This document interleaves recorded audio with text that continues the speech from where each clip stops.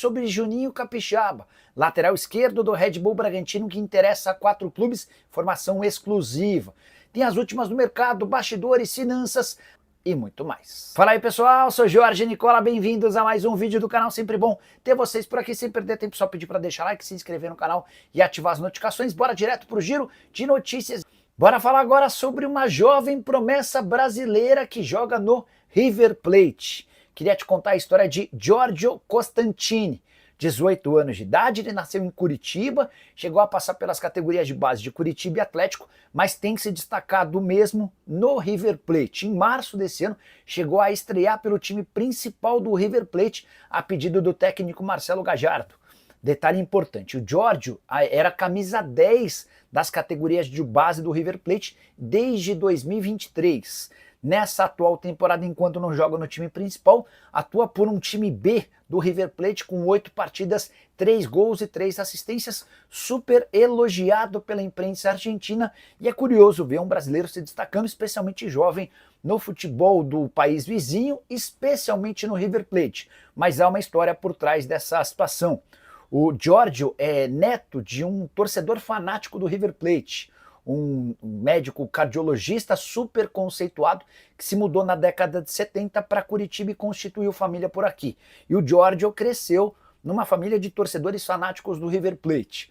Depois das passagens rápidas pelas bases de Curitiba e Atlético, o Giorgio tentou um teste no River Plate, foi aprovado e desde então tem feito a alegria dos torcedores da família River Plate. Só para completar uma importante curiosidade, o avô do Giorgio, que é esse médico super conceituado, foi o responsável pela cirurgia cardíaca de Washington, o Coração Valente, em 2003, quando o atleta defendia o Furacão.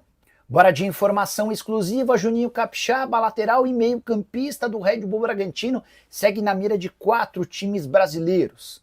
E a ideia de Palmeiras, Flamengo, Atlético Mineiro e Cruzeiro é contratá-lo para metade do ano, embora exista uma grande dificuldade o fato de o Juninho já ter disputado 4 partidas do Campeonato Brasileiro. Se ele entrar em campo mais 3 vezes, estará impedido de defender outro clube no Campeonato Nacional dessa temporada.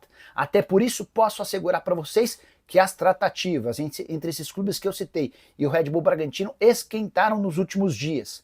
Representantes de Galo, Cruzeiro e especialmente Palmeiras entraram em contato e tentam chegar a um acordo com o Red Bull Bragantino, que faz jogo duro. O time de Bragança pede 7 milhões de euros pela transferência do atleta, que quase se mudou para o Palmeiras no início do ano, numa troca pelo Vanderlan, e que também esteve nos planos do Cruzeiro. Na oportunidade ele seria trocado pelo Marlon. A nova rodada de negociações envolvendo esses clubes também pode assegurar transferências de atletas no modelo de troca, mas isso tudo está sendo debatido e precisa ser acertado o mais rápido possível, sob o risco de o Juninho completar 7 partidas e ficar impossibilitado de defender outro clube no Campeonato Brasileiro. Em relação ao Galo, pedido expresso do técnico Cuca. Em relação ao Cruzeiro, seria alternativa tanto para a lateral quanto para o meio. No Palmeiras chegaria eventualmente para a substituição do Piquerez, que pode ser negociado na metade do ano. Se você não lembra muito sobre o Juninho Capixaba, eu queria te contar que ele chegou ao Red Bull Bragantino em 2023, sempre como titular absoluto. Na atual temporada são 16 jogos, 2 gols e 3 assistências. Porque a gente pode ver algumas situações. Vamos lá. Primeiro, na primeira parte da tabela, a gente já vê o Cruzeiro aí como que foi importante, né? Essa vitória para cima do Bahia, colocou o Cruzeiro na 5ª colocação com 7 pontos. É muito importante nesse momento não se desgarrar, e o Cruzeiro conseguiu isso, né? Em 12 pontos disputados, o Cruzeiro tem 7, Flamengo e o Palmeiras, que são 2 equipes favoritas. O que você quer mostrar? Próximo jogo, Cruzeiro e Bragantino. Ah, Cruzeiro e Bragantino. Bom você ter lembrado. Cruzeiro e Palmeiras, que já eram 2 equipes apontadas mesmo como favoritas ao título, estão provando isso e o Cruzeiro não desgarra. E a curiosidade aqui da tabela é o que o Breno acabou de chamar a atenção, né? O 5º e o 6º, os 2 com 7 pontos na classificação, se encontram na próxima rodada do Campeonato Brasileiro, o jogo que vai acontecer lá em São Paulo, lá em Bragança Paulista.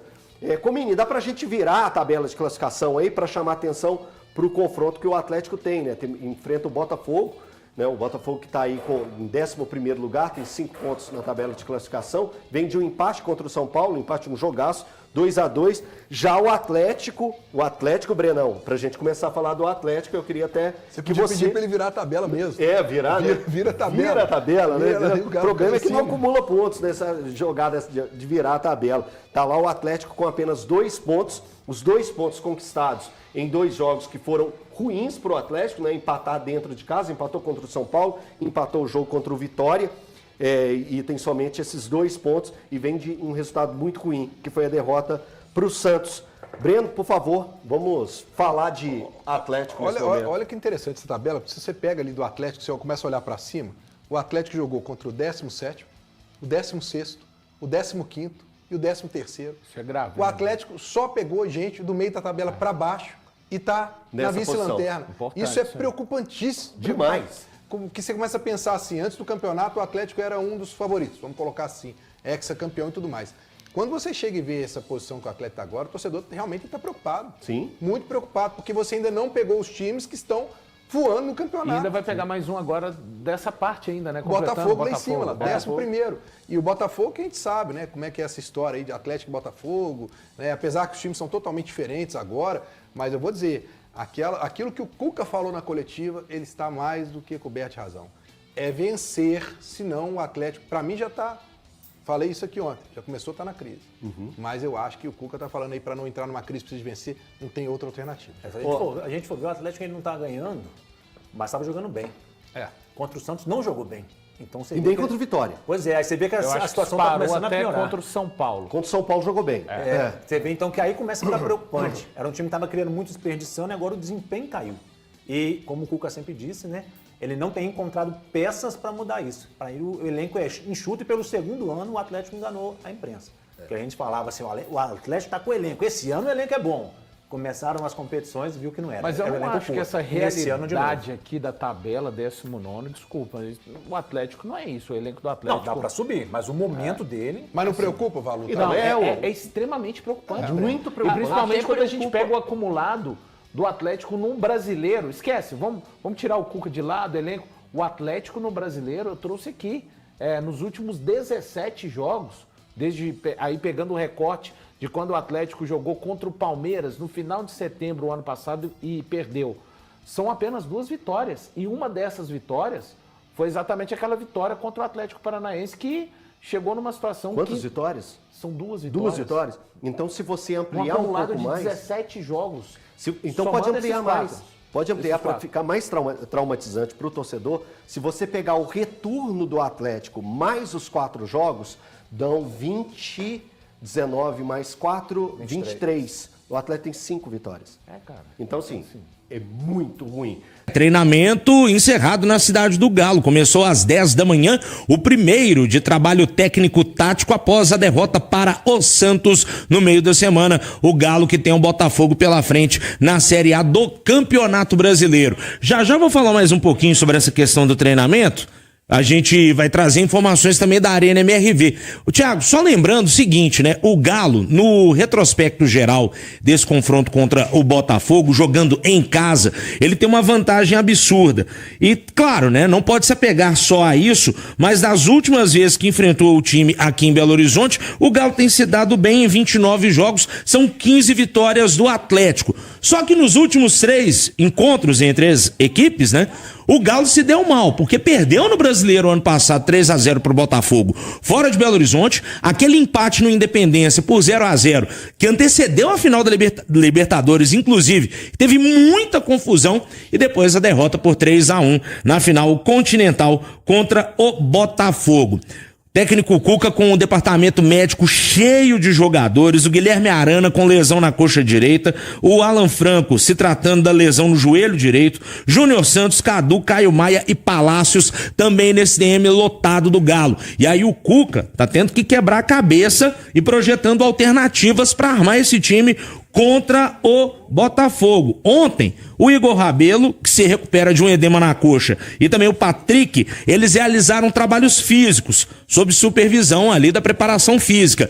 Vamos ver se eles vão reunir condições de jogo para encarar o time da Estrela Solitária neste final de semana. Aí vamos tentar ter também alguns indícios de como vai ser armado esse time do Galo contra o Botafogo, viu? Eu vou trazer o Alexandre Simões e o Ale Oliveira para falarmos um pouquinho de Atlético, mas também de Botafogo. Wellington Campos tem informações do Rio de Janeiro de como vem o time do Botafogo. Tá pressionado já, o português técnico do Botafogo já tá tomando um calor da torcida, que já quer uma cobrança mais forte, alguns até pedindo a demissão do técnico do Botafogo. Lembrando que o Botafogo vem de um grande jogo, né? 2-2 com o São Paulo, lá no Newton Santos, esteve atrás do placar. Aliás, ontem veio a notícia triste do Caleri nesse jogo. O atacante do São Paulo rompeu os ligamentos do joelho, acabou o ano pro Caleri do São Paulo, que fazia um bom jogo justamente contra o Botafogo. Ô ídolo, tem pressão aí também no Botafogo? A turma tá querendo a cabeça do treinador, Wellington?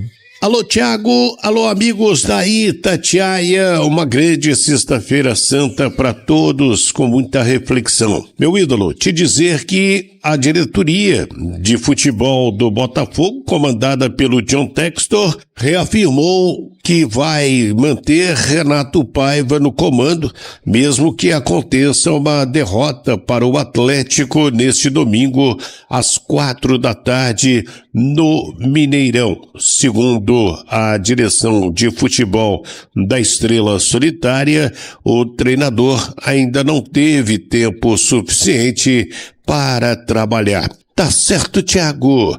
Do Rio de Janeiro, Wellington Campos. Agora, Ale Oliveira, sobre Atlético e Botafogo, apesar do momento de pressão no Botafogo, né?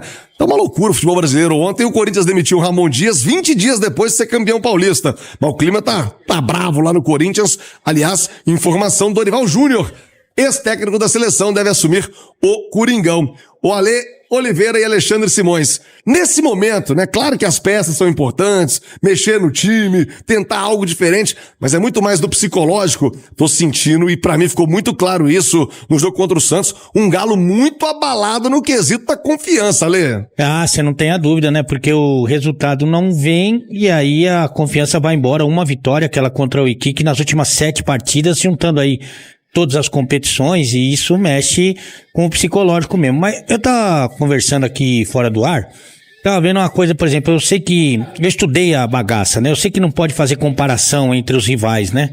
Mas, por exemplo, no Atlético, né? Se o Coelho não tá numa fase tão boa, se o Scarpa às vezes não tá tão bem, ou o Rony, sabe assim? Se os caras não estão tão bem, o que o Cuca vai fazer? Não vai fazer nada. Eles estão jogando bem ou jogando mal, eles vão continuar jogando. Porque ele não tem alternativa, ele olha pro banco e praticamente não vê ninguém.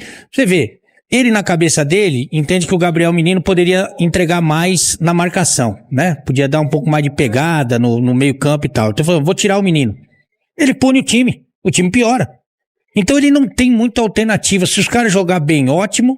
Se os caras jogar mal, vai continuar jogando. Ele não tem o que fazer. Ele não tem peça. Principalmente com o departamento médico com bastante gente, ele fica muito limitado. Ele não tem como mexer com esses caras. Porque se ele tira os caras, ele tá punindo o time. Aí é difícil trabalhar, Thiagão. Do atleticano, esperamos que o Cuca consiga resolver o problema da equipe, né?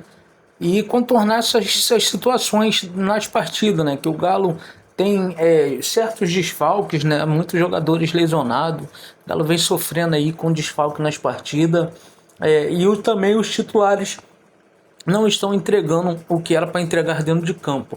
O Galo cria muito, chega muito a finalizar muito, mas não consegue acertar o gol. O Galo agora tem uma partida dificílima contra o Botafogo e precisa tentar aí contornar as dificuldades para poder pontuar no Brasileirão e sair ali da zona do desconforto.